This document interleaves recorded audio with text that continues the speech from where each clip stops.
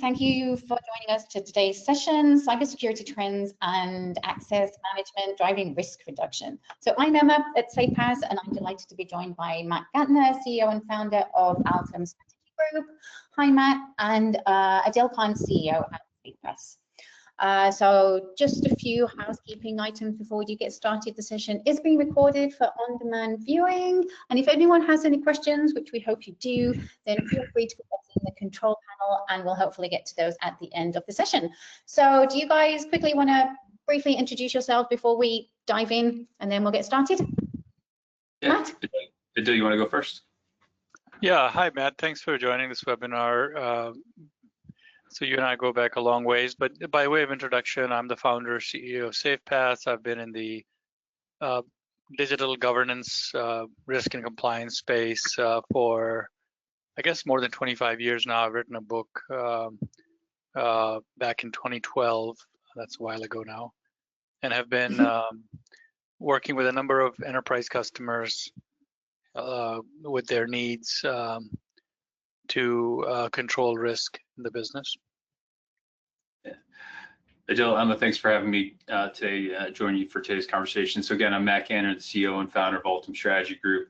Really, we help companies with their digital transformation journey, everything from software selection through implementation and optimization, and certainly partner with SafePaaS and other tools to really bring in that identity access governance layer to the security controls. So look forward to today's discussion.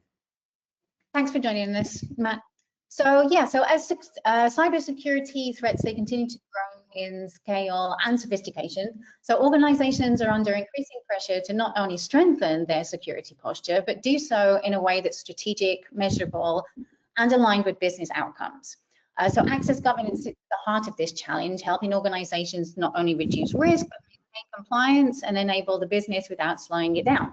So today's session, we're going to be exploring how cybersecurity leaders are responding to these challenges in practice. So a key part of today's discussion will be grounded in fresh research. So we're pleased to share insights from Altum Strategy Group's Cybersecurity Leadership Survey, which captures these perspectives from security and technology leaders across industry.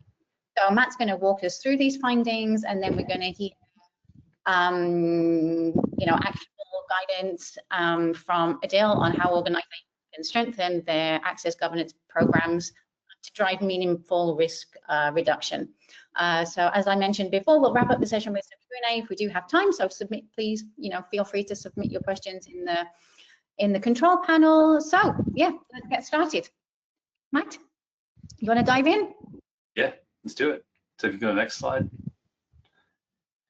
Yeah, so again, just for context, right? So we pushed out, this is our first cybersecurity leader survey that Altum's done. We started the survey back in the October timeframe and really released the full set of findings in December. So the first question we asked, and you can see the questions at the bottom left of each of the slides that we're going to walk through, is the first question we asked was, please rank the following cybersecurity priorities for 2026, with one being your highest priority. No surprise, right? Really, from CISOs and others in the cybersecurity space, their number one priority for 2026 was really protecting sensitive data and really making sure that organizations are not only protecting their own internal IP and crown jewels, but also protecting their customers and their vendors that partner with them. That was quickly followed by threat detection and response, right? And really, we'll touch on where folks are going specifically in that space here in a couple slides. And then third, with artificial intelligence enablement. That was a little bit of a change from what we saw last year during our Next Wave survey. So really, now that AI has really moved from pilot to adoption, we're really seeing that focus on understanding the data, what's going into those models, how it's being used, and then how it's being protected.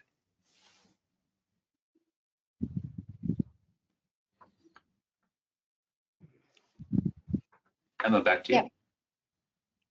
Yeah. So yeah, as you can see from this slide here, AI enablement is a top 3 priority here. So my question is, what unique access governance risks do you foresee when non-human, i.e. AI, begin accessing sensitive data repositories? Yeah, so what we're seeing is we're actually seeing a big push, and Dill, I love your perspective on this as well. And Sure. the big push is really around how do we understand and secure non-human identity. Historically, we've talked about that as, physical assets, laptops, desktops, servers, things like that. Now that has also been broadened to also include AI, right? So there's a big focus on that as we kind of move forward through 2026. A lot of research effort is going into how to detect for the use of AI and also kind of monitor the use case, whether it comes to internal deliverables or external deliverables. So yeah, Dill, I'd love to get your thoughts. Yeah, what I'm hearing from our customers, I had a recent conversation with a client in Chicago that is adopting AI through I think a very common use case that we're seeing among our customer base, and that's through the Copilot. They already are Microsoft shop, like most of our clients have Microsoft for their day-to-day productivity tools. And as part of Copilot, they had a concern with what to do with the data that Copilot may be consuming, because obviously these are confidential agreements, the company's price lists, product specifications, trade secrets, right? And so going back to this data research that you've done, which I think is very insightful. So what resonated with me in their discussions with us and how we can protect them was around the need of AI to consume large volumes of data for it to be meaningful. So we're talking in the I guess individual consumer markets where we're all using AI every day. That's built on training against the publicly available data. So if I want to know, how to plan a trip to San Francisco and with my family and do things, it'll give me a lot of ideas of restaurants and all this good stuff based on what's available in the large language model that's built primarily on public data. But also, there's a lot of debate about how these LLMs are consuming data that may be copyrighted. So it becomes a 10x or 100x problem when you introduce agents into your business to gain that productivity, because now you got to train those agents on the sensitive data of your enterprise. To Emma's question, having kind of said that, is sort of so how do you protect it? So the options are, from a solutioning perspective, is do you go and buy a big farm of private on-prem NVIDIA servers, right? Which is not an easy investment case to make, given the lack of success that various independent organizations have reported with AI last year. So the challenge that we're hearing from our customers is these non-human identities, and they're not new, by the way, right? We've had non-human identities for many years through the old RPA bots, and we've had APIs and so on. But what makes it unique in terms of risk management and governance is this unique ability for AI agents to consume unfettered access to significant amounts of data. And so from a risk perspective, we are looking at and advising our clients on, and first of all, starting by inventorying these non-human identities. And once you have these identities, then looking at not only the current privileges, which are typically what we're finding, like in this example I mentioned, is that generally they're overprivileged because they're not bound by the same policies as human identities. Like, for example, segregation of duties is irrelevant in many cases because the risks are different. but their ability to consume significant amount of data and share that with other agents potentially outside your organization is what's causing concerns. And the solutions aren't very obvious yet, because they play by different rules. Non-human identities play by different rules. In other words, you need different types of controls. You also need to monitor them differently. And that's where the challenges we're seeing among our customers. And the solutions, like I said, are not real obvious right now, or they're cost prohibitive. So there's a big bottleneck in AI success at the enterprise level because of these cybersecurity priorities that you've highlighted in your survey, Matt. Yeah, no, Adil, appreciate it. And I just want to pull on a couple of things you just said that are really important for the audience. So, right, with to your point about non-human identities being around for a long time, 100% agree on that. And that's really where folks are really focused on their identity access management program and really figuring out if their existing tools can actually understand, track, manage, monitor the non-human identities that are specifically focused on the AI kind of tools and use cases.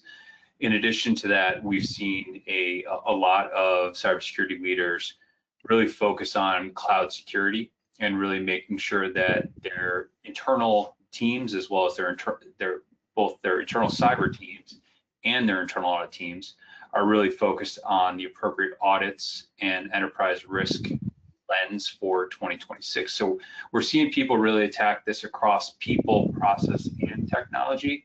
Given that, to your point about the large volumes of data, that data can be exfiltrated, relatively quickly if you know what you're doing, or if you inject the wrong prompt into the right model, right, at the end of the day. So, yeah, I think that we're going to see a lot of change and growth in this space here, as 2026 is really the year that a lot of folks are looking to kind of reach that either full adoption or semi-adoption of AI across certain workloads and use cases within the business.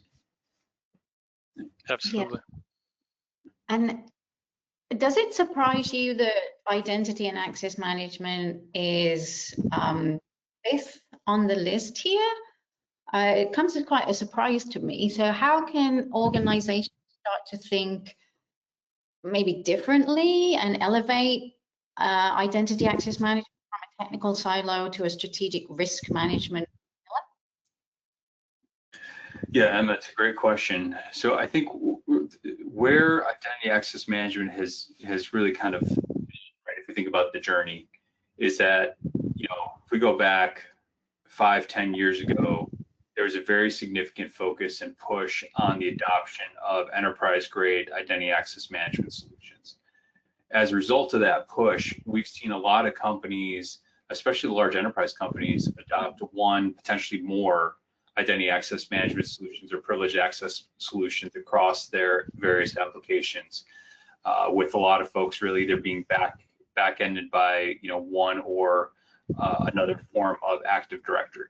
So the identity access management space in its core context is relatively mature, right? There's still some growth that needs to take place. Really, where we're seeing people now go is, okay, we've now gotten to the point where we've got our arms mostly around human identities, right? So people are feeling very comfortable that at least they have the appropriate user access reviews in place. They have the right monitoring of, human assets, be it your laptop, be it a mobile phone, be it a badge, right, for physical security. A lot of that work has really taken place.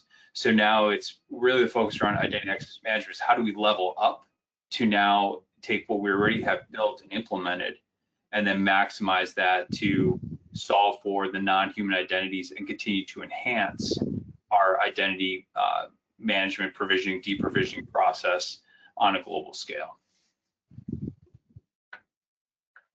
Dale, any input? I think Matt has got it just right on the money there. I think it is a mature technology.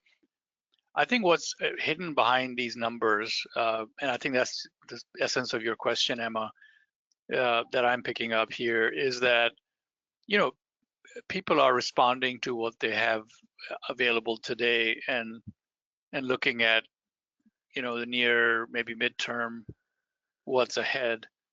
And in that context, what Matt said makes a lot of sense, right?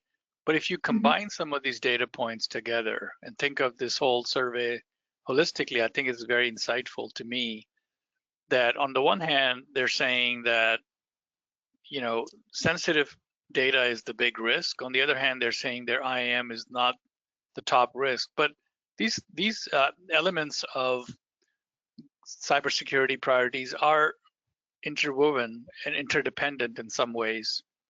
For example, if I've got a 10-year-old IAM system and it does not have the fine-grained capabilities to go down to the non-human identity levels and have special use cases covered, I'm actually exposed. So, I'm not saying that people are putting their head in the sand. Obviously not. These CISOs are very smart market leaders, but there's just a question of priorities that the survey is asking. And I think they're indicating to us that, to put it bluntly, the bullet closest to the head is the sensitive data. They've got it covered on the IAM side, but there's a gap between IAM and how to control sensitive data, which is the inconvenient truth. Yeah. And maybe that's a good segue into the next slide, Emma. So the next slide really focuses on where cybersecurity leaders are planning on spending the most time and investment in 2026, as well as the areas that are prioritized for automation. So when we saw the results on this, there was a little bit of surprise right across the team, because we expected to see governance, risk, and compliance as kind of number one for both the area receiving most time and investment, as well as prioritized for automation.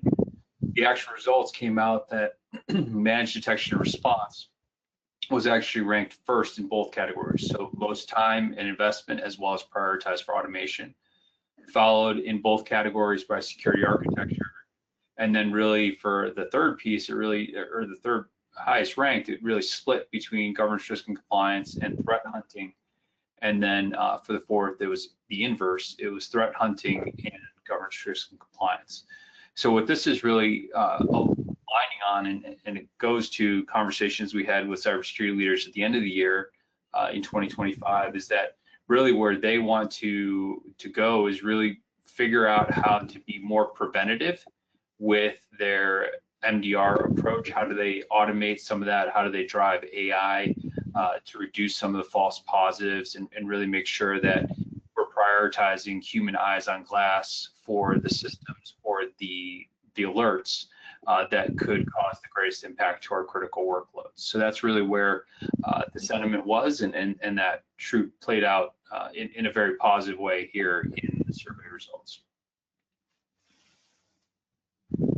Yeah, and most GRC solutions, Adil, are still very reactive, right?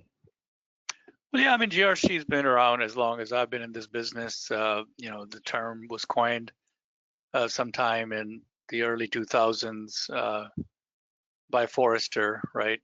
And the idea was to bring in the practices of, obviously, governance, risk, and compliance into a common framework. The adoption of SOX, Sarbanes-Oxley, in the U.S. market sort of accelerated that.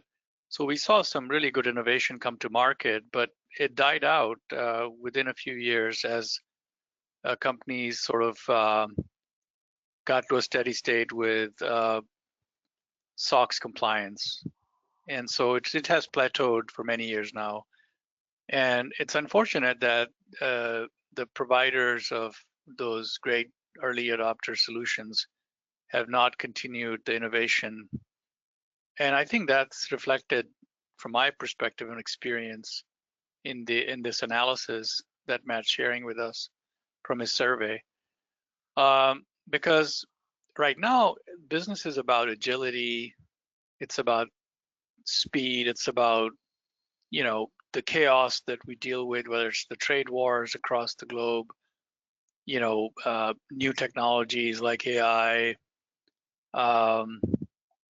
and continuous changes, macro and micro level, that we're facing in the environments we operate.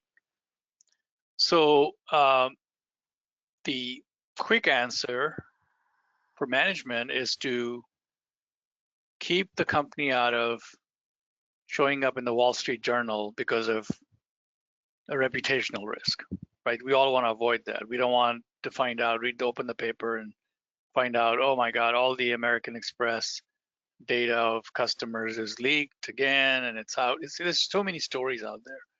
So I think what's obvious is that, to me from this survey, is that the board and senior management are saying, guys, you've got to show me the results and show me the ROI. And when you think about that, what they're really saying is, these high impact and likelihood risks need to be mitigated and prevented. And MDR bubbles up at the top. Security architecture is right beneath it, because those are preventive and continuous monitoring in nature. And GRC falls in the third spot and maybe the fourth spot if you look at the automation itself. And that's, again, kind of a problem with the capabilities and perception of what GRC does. So GRC, for the most part, capabilities and perception in the enterprise is that it's a documentation repository. I've even heard customers call it it's a glorified SharePoint. It holds all my information about policies, controls, testing, and so forth.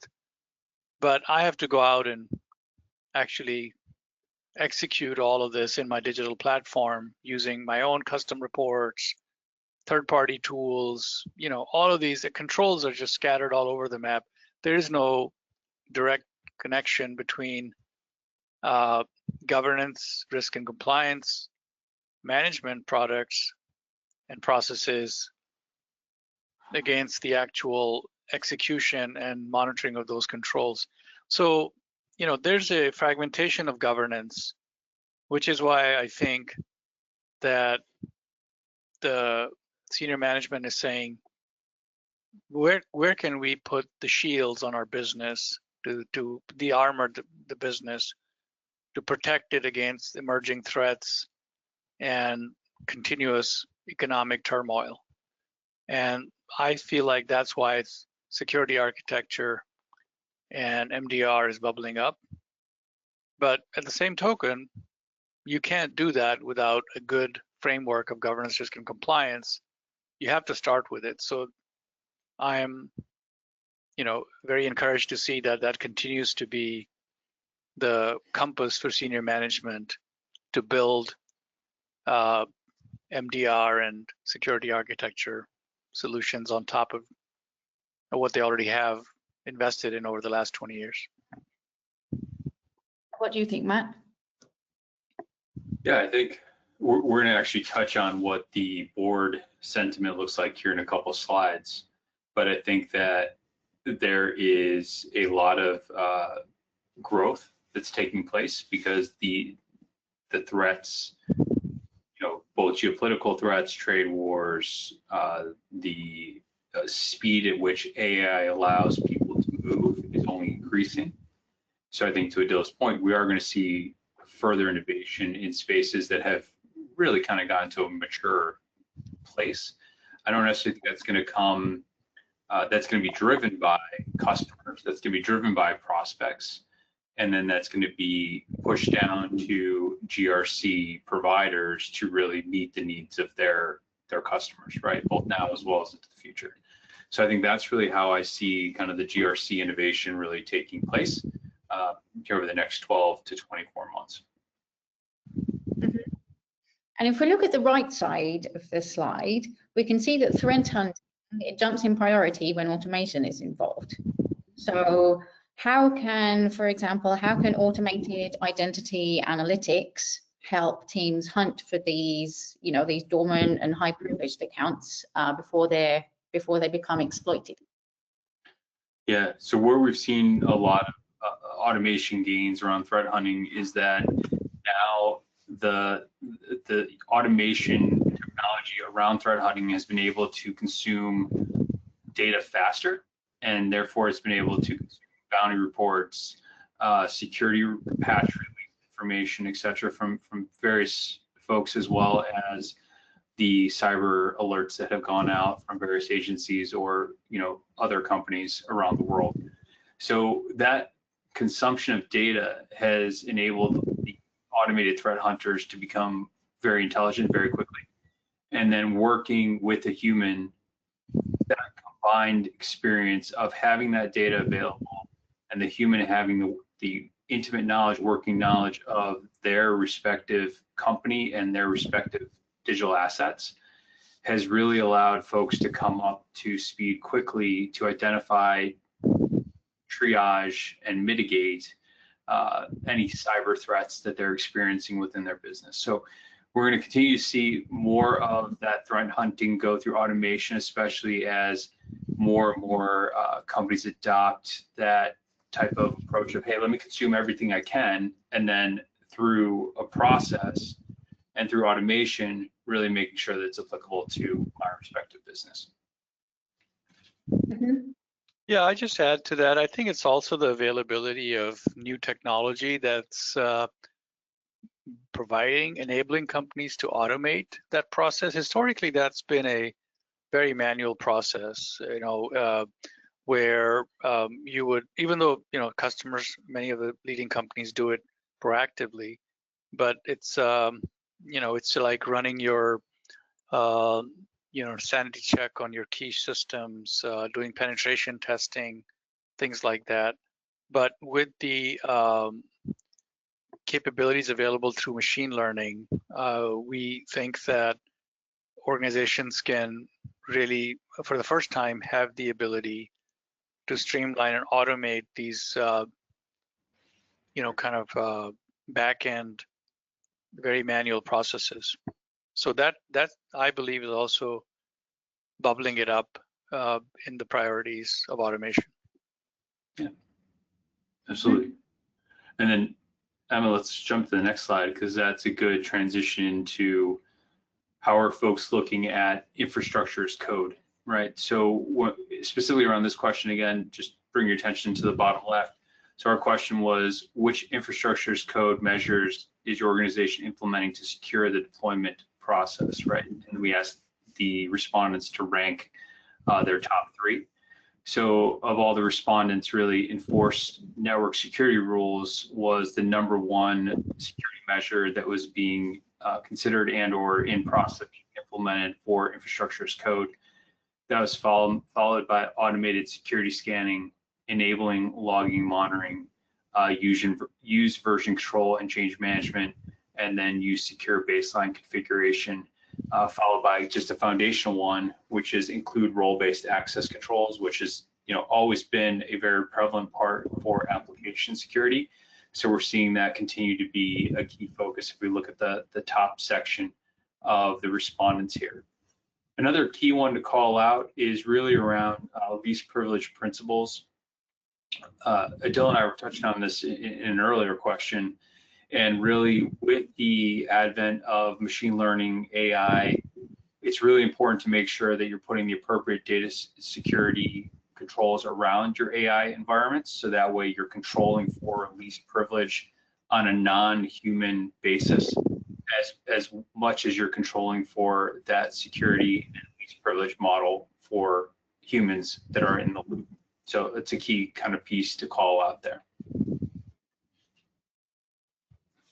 Yeah, I mean, just another angle from our perspective is just that what we're seeing among our customers as they've migrated over the last 10 years to the cloud, their infrastructure to the cloud, there's a bigger attack surface on the cloud. You're not tucked away behind the firewall, and a very common way to exploit the deficiencies in the attack surface is through inconsistencies in configuration, default passwords on your virtual machines, etc., databases, all those layers that make up your cloud. And so by going to this IAC approach, it basically systemizes, again, a very manual process of configuring and maintaining your infrastructure.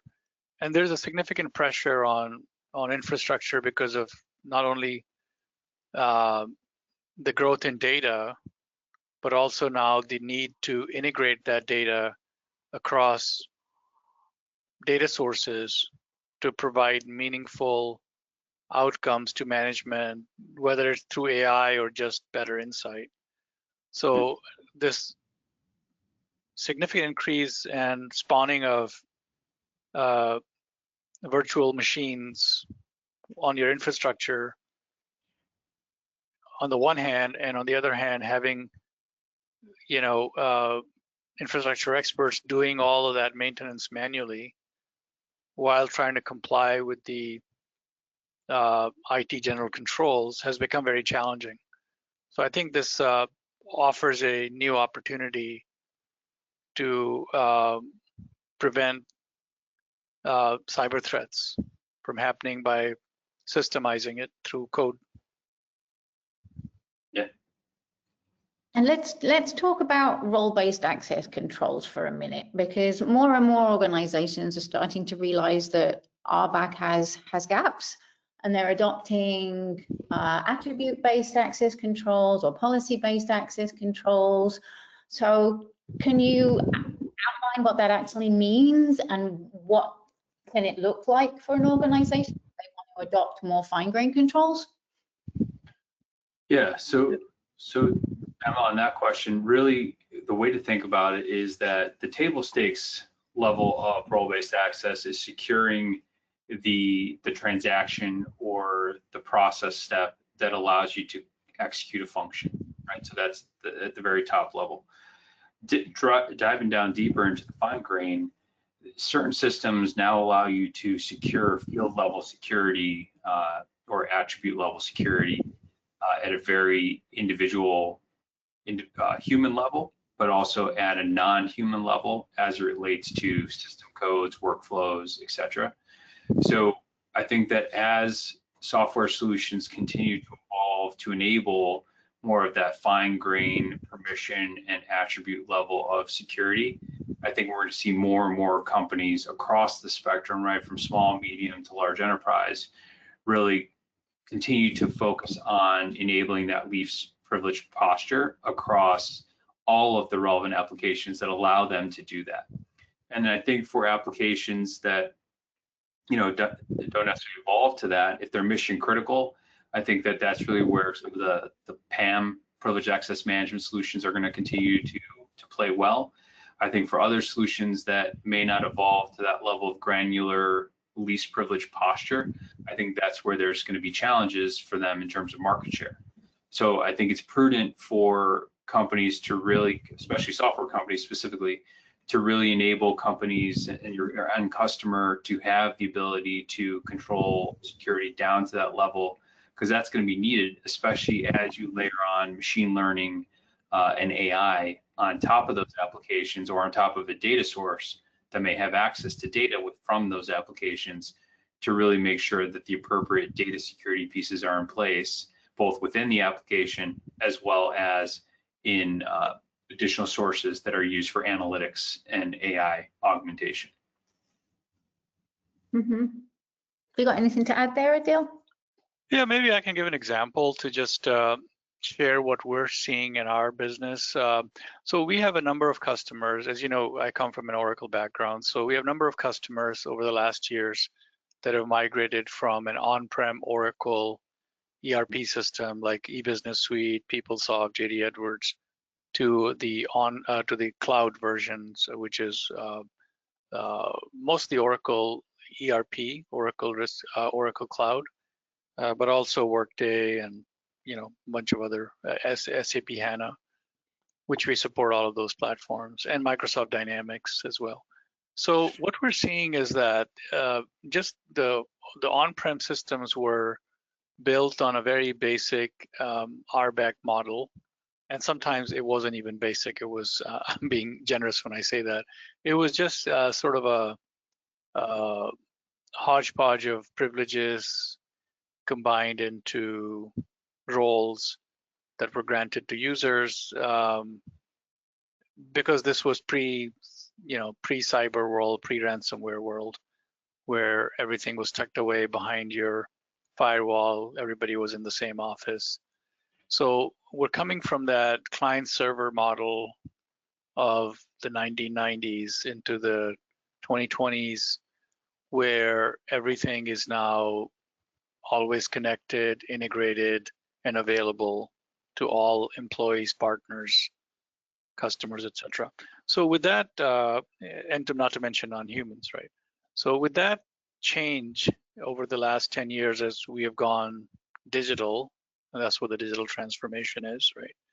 So what we have seen with that transformation is the need to secure the roles much more granularly.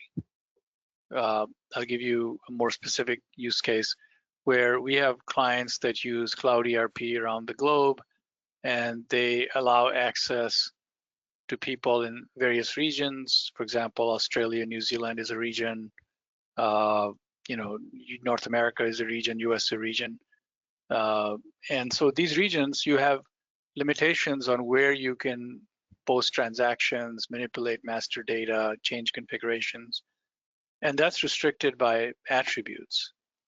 So for a successful and effective controls management program, access controls management to be specific, you need to take into account the attribute level details, so that if I can post a journal entry in Australia and I'm sitting in Australia, I should not be able to do that in Dallas, because I have no business putting journal entries in Dallas if that's how my business is set up, right?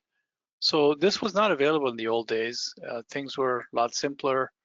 I think it was a good standard in the 90s when ANSI announced the RBAC standard, and many of the software companies adopted it, and we all implemented it.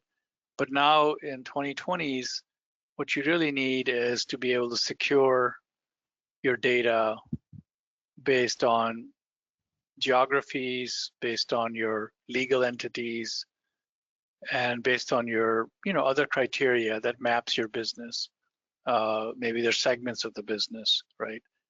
For more complex organizations, they may operate like General Electric. They have a turbine business. They have a medical business. So these are, and the idea is to be able to collaborate across the globe to compete and be more customer-centric and leverage the supply chains.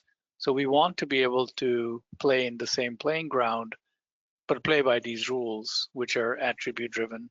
So for access management to be successful here onwards, you have to take into account these attributes. Otherwise, you're just reporting a lot of noise and not enough signal, which means in our business, false positives. They bog down. They bog down the customer's ability to really make good decisions. Emma, can we go to the next slide? Because I think that's a good transition to the next piece, which is really, what are boards looking for from their cybersecurity leaders, right? So this was a very interesting question that we asked: what cybersecurity metrics is your board asking for? And again, this was directed to cybersecurity leaders. It was interesting because it's a tie, right? 51 of them responded that people are looking for foundational security metrics, and 51 are looking for business resiliency metrics. So really, to what we were just talking about on the last slide, really it is, the table stakes is still, I need to understand what my security posture looks like. What is my security footprint? How am I identifying, managing, and monitoring risks that are taking place across my digital footprint? And then in parallel, how am I also making sure that I'm accounting for resiliency, right? We saw this happen last week with Verizon going down in a couple major metros, and really, the story there is, hey, we're still figuring out what it is, but we restored it. We figured out how to bring it back up. So that's really what boards want to understand is, how do I ensure that I can be resilient, and how do I ensure that I can get back up and running as quickly as possible, right? Those are then followed very closely by advanced persistent threats. So if I'm consistently under attack from a state-sponsored actor, why? How do I mitigate that? How do I know that there's inbound payloads and attacks coming my way? And then how am I securing all of my DevSecOps to really make sure that I have secure pipelines for all of my code? Because at the end of the day, if I'm a software company or even a services business, I want to make sure that everything is secure, that when I'm shipping and delivering is validated and really going to meet the needs of the end customer. Yeah, those are great insights, Matt. Just to add to that, Emma, I think this slide really indicates that board is looking for results, which is not a surprise. That's what boards look for.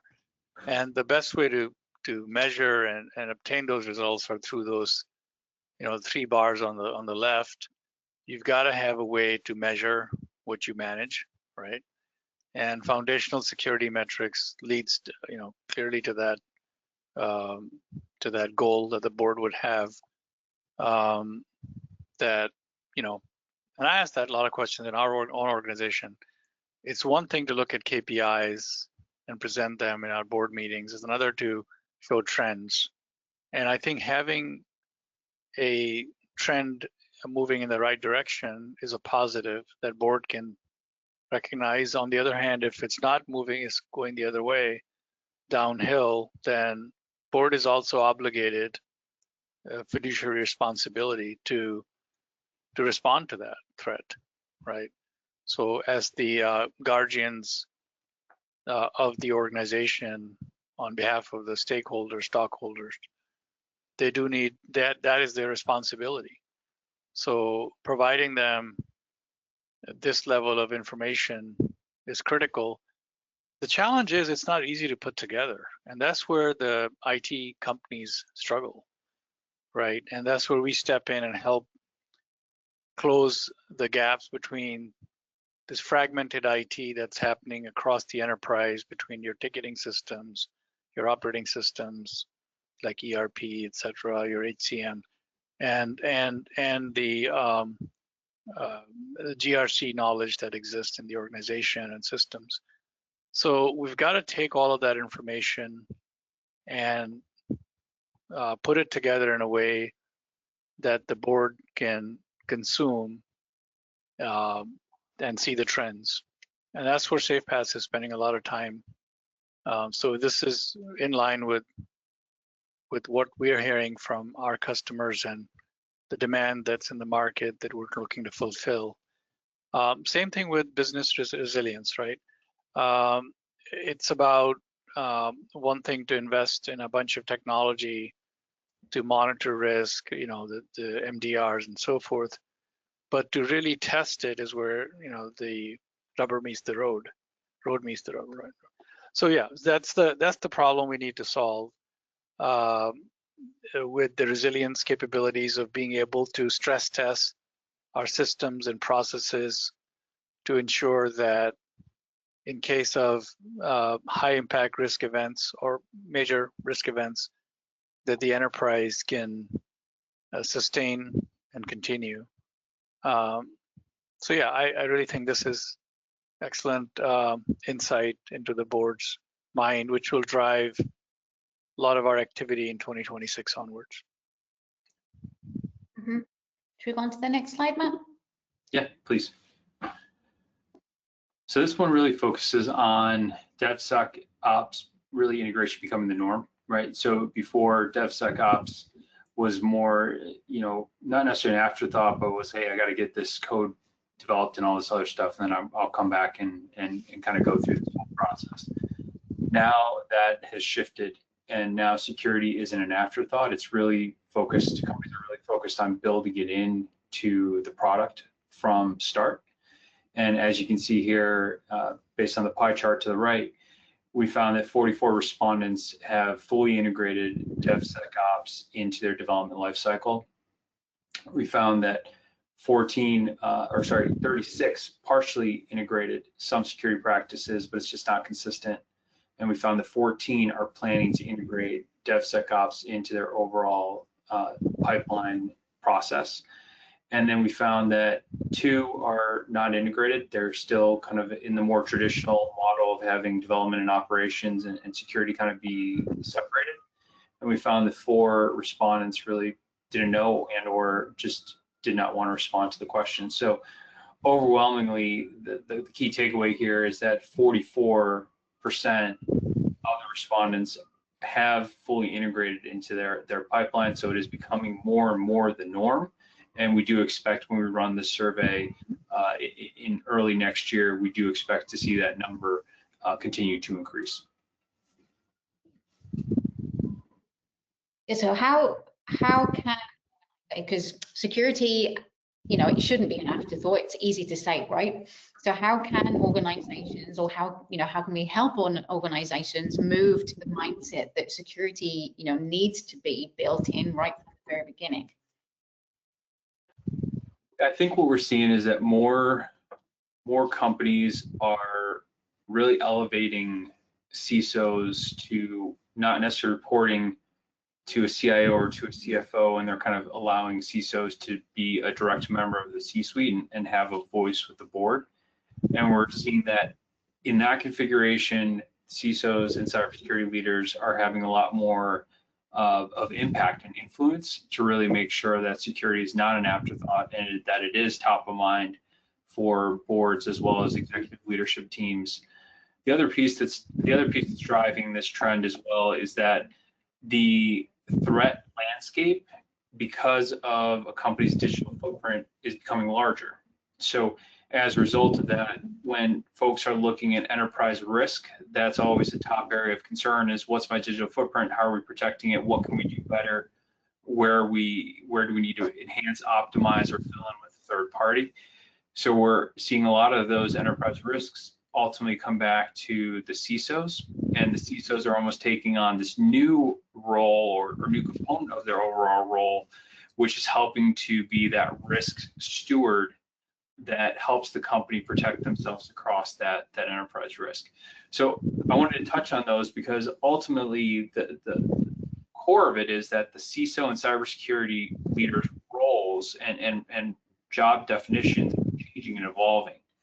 And as those job descriptions and asks continue to evolve, they're becoming more and more ingrained in the core operations and at the forefront of where the investment needs to go. What do we need to consider as companies continue to grow and mature here through the balance of 26 and beyond?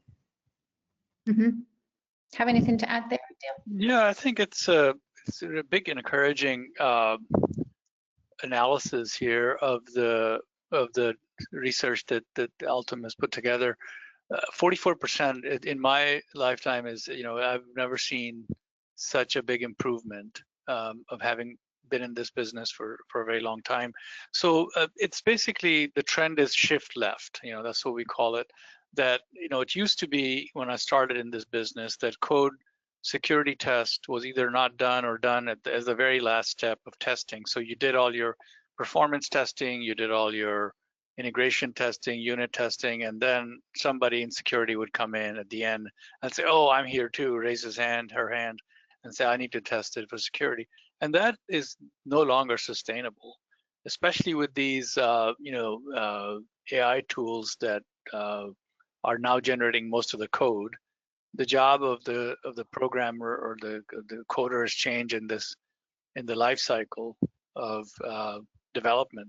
So DevSecOps, in my mind, is a shift left trend that is long overdue, and I'm encouraged to see that 44% of the respondents have shifted left to really where it should be, which is when you plan your project, it should be at the forefront of that planning.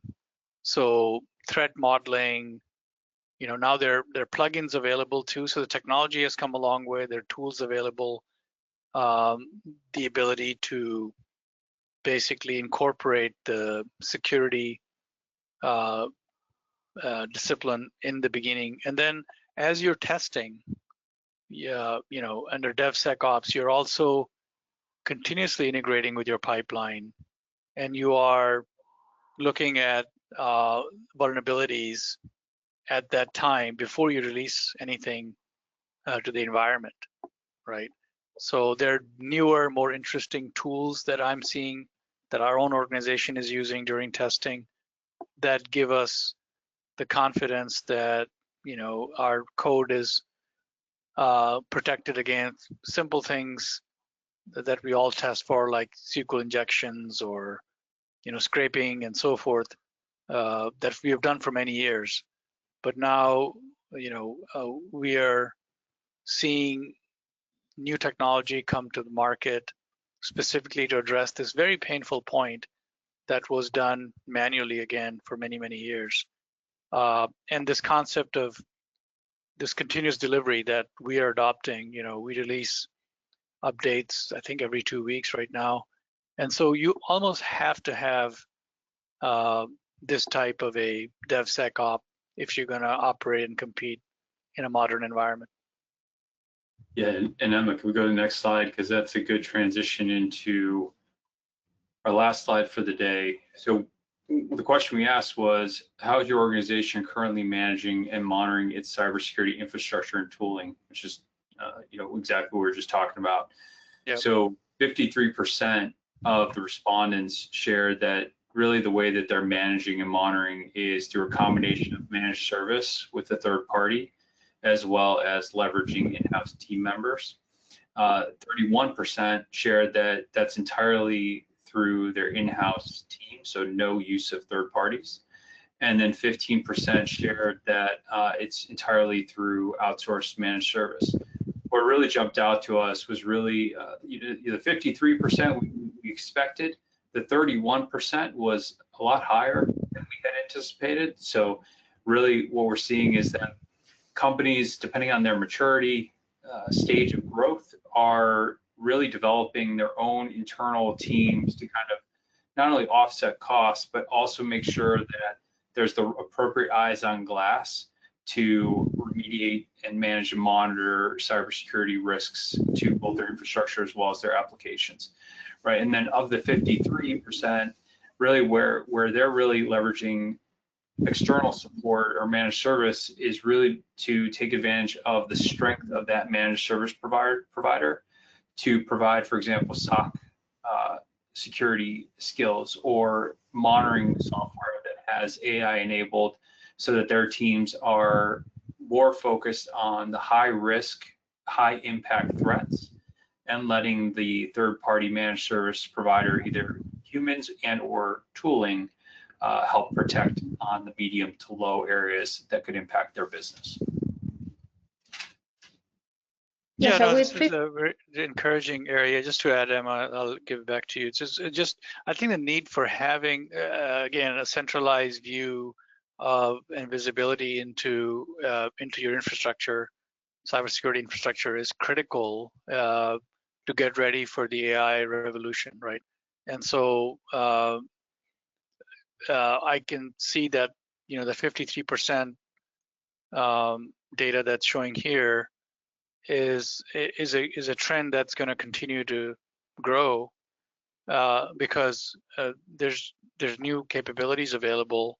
First of all, that makes it easy to do so. There's data lakes that, for example, our clients are using from SafePaaS that can provide timely logging and aggregation and correlation that helps them accomplish this through our platform. But also the ones that are still doing manually, I think, it's going to become unsustainable for them. And I think there will be a big change, and that pie of 53 would only grow over the coming year. Yeah. Mm-hmm. Well, we are actually at the top of the hour. So any closing thoughts from either of you before we wrap up?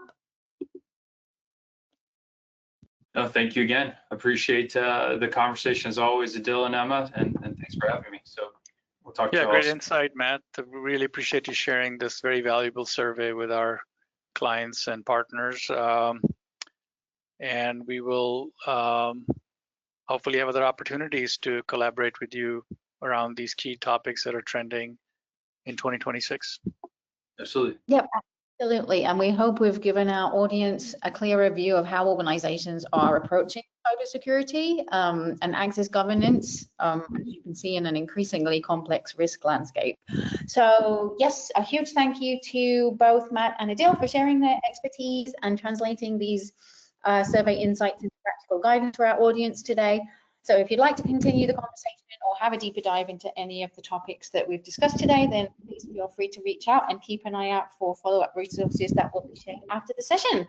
So thank you again for your time and participation, and we look forward to seeing you again very, very soon. Bye. Thank you. Thanks, bye.